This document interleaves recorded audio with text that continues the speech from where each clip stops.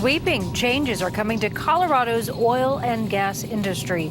A deal giving your local government more control over where new drilling happens is now headed to the governor's desk. Other reforms are aimed at making public safety and the environment top priorities.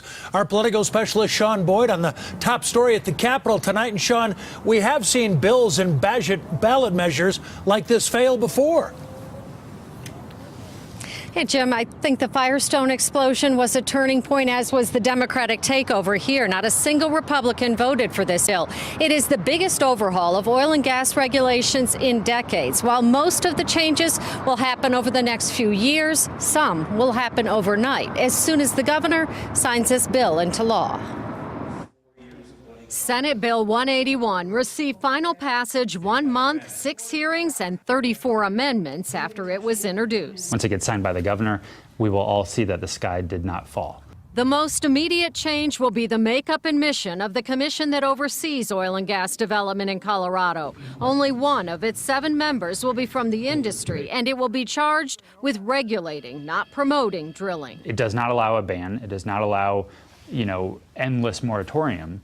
But what it does do is say that you have to prioritize health and safety, and local governments now will have the ability to approve siting and say where they want development to occur and where they don't want it to occur. Clearly, this legislation was not meant to be stimulative to our industry. It was not meant to encourage oil and natural gas production in Colorado. So we remain opposed to the bill, but we do acknowledge that House and Senate leaders added some amendments to it that provide a degree of certainty. Those amendments, brought at the industry's urging, require any new rules and fees be reasonable and necessary, a standard that will likely be defined by the courts. But it will be years before the rules on everything from emissions to setbacks to abandoned wells are in place.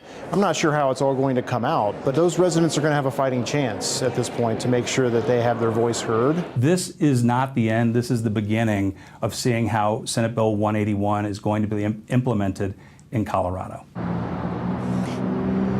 Senator Fenberg says there are about 6,000 pending permits before state regulators. It's unclear how many of those permits will be put on hold while the new rules are decided.